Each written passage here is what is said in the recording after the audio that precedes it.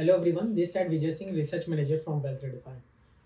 सो आज हम बात करेंगे कि 28 फैब 2021 से लेकर 28 फैब 2024 के बीच में ग्लोबल मार्केट की जितने भी इंडेक्स हैं उनका क्या रिटर्न रहा है, क्या सीएजीआर रहा है और साथ में उनका सार्प रेशियो क्या है। सार्प रेशियो के बारे में अगर मैं बताऊं, higher the sharp higher the CAGR, ये कंसीडर किया जाता है।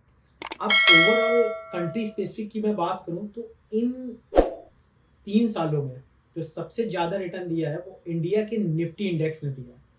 निफ्टी इंडेक्स का अगर साफ साफ रेशियो देखा जाए करंटली 0.56% के साथ जो कैगर बन रहा है सीएजीआर वो 14.67% ईयर ऑन ईयर बेसिस पे बन रहा है, कंपाउंडिंग एनुअल ग्रोथ रिटर्न।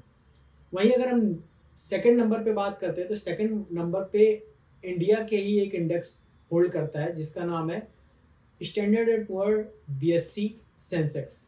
वो 0.49 सार्क के साथ 13.70 के कैगर रिटर्न पे है।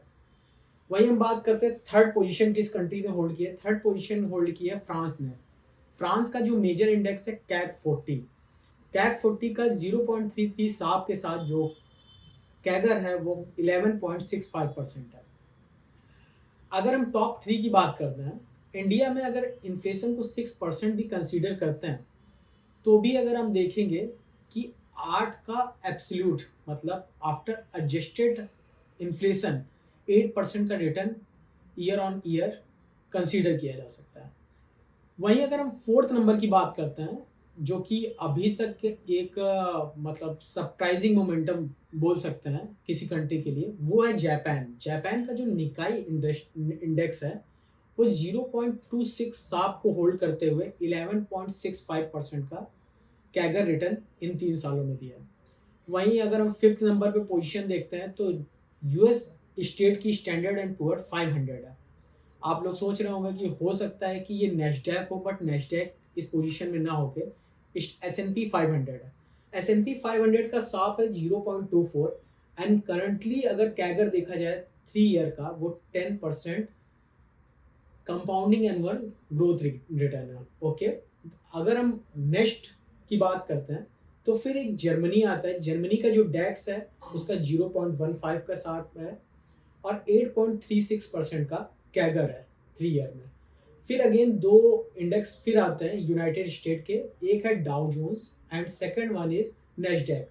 डाउ जोन्स की बात करें तो 0.13 के सार के साथ जो 6.69 उसका कैगर है। वहीं अगर हम बात करते हैं एट्थ पोजीशन पे कौन है, एट्थ पोजीशन पे अगेन यूनाइटेड स्टेट का नेस्डैक है। नेस्डैक की अगर हम बात करें तो 6.69 के एनुअल कैगर के साथ 0.1 का साथ है। अब दो मार्केट और हैं जिन्होंने 9 नंबर की मैं बात करूं तो यूनाइटेड किंगडम का FTSE 100 है। FTSE 100 का साप है माइनस में 0.03%, 0.03 का साप लेके जो उसका कैगर आया 5.80, बट अगर इन्फ्लेशन एडजस्टेड देखा जाए तो वो नील कंसीडर किया जाएगा।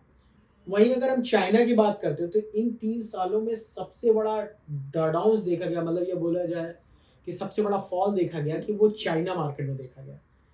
0.9 के निगेटिव सार के साथ जो चाइना मार्केट का कैगर है 3 साल का वो है 16.68%, वो भी माइनस में।